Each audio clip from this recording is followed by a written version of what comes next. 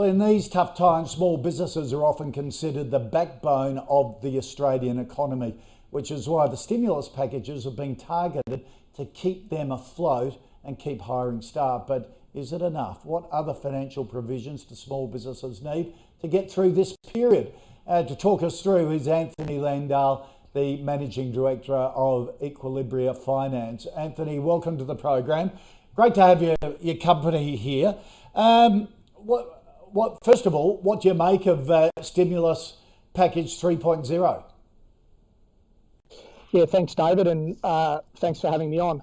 Look, I think the government, in essence, is heading in the right direction. A lot of the approaches around supporting existing businesses, there's been a lot of language around the word hibernate, essentially putting these businesses into a situation where they can survive, so that when we do come back from this particular situation, both the businesses and their employees are in a position to recover and then to start growing again.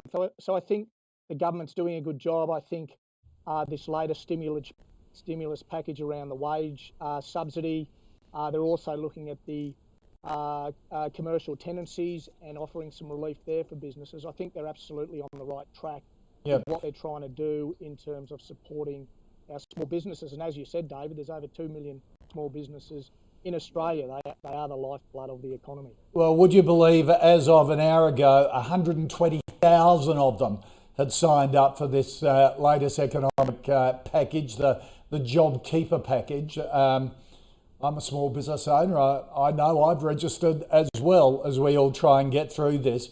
One of the big issues, though, of a lot of small business owners is saying, okay, how do we get through the next month when I know that the payment, the $1,500 a fortnight per employee, is going to be backdated to yesterday, not going to get it till the 1st of May?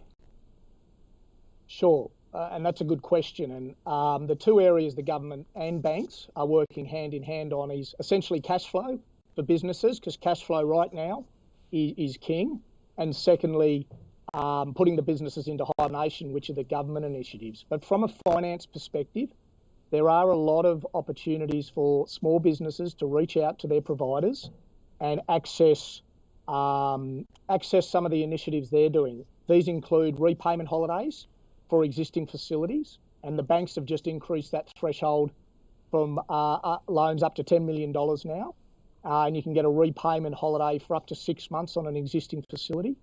The banks have also got, mainly the big four around this, they've got unsecured finance up to $250,000 available for small businesses now.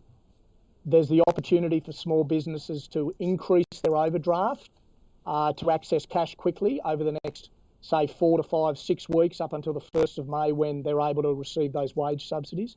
Yep. And there's also other provisions that the banks have got in terms of looking at accessing term deposits early to cover cash flow shortages, restructure existing facilities, hold back on credit card repayments and things like that. So yep. The banks and the government are working closely together. Cash flow is critical over the next period of time, as you say, until these wage subsidy provisions kick yep. in. So I really suggest that... I have hammered the Treasurer over the last week or so, saying if you make yourself available, sort of put your repayments on pause for 6 months, does it go on your credit record and your credit rating? He assures me he's spoken to the banks and the credit rating agencies, and it won't be a black mark there that is going to stick with you for years to come. I think that's a really good reassurance for small business owners. Absolutely, and we've been reassured in terms of the small businesses we deal with from the providers that if you do go into arrears for a period of time based on financial hardship through this period, then it won't go on your credit score. Now that's also for individuals as well as small business owners. So yeah, absolutely, that's fundamentally important through this time. Yep, and it was music to my ears to hear this morning Woolworths committing to pay their suppliers quicker during this time period. I'll tell you what, the big end of Australia is going to get very embarrassed if they start using their small suppliers as their bank and their financing arm. So that's a big challenge for the big end of town, to stick with your suppliers, pay within the terms. Anthony, really appreciate your time. Thanks for your insights. No worries. Cheers.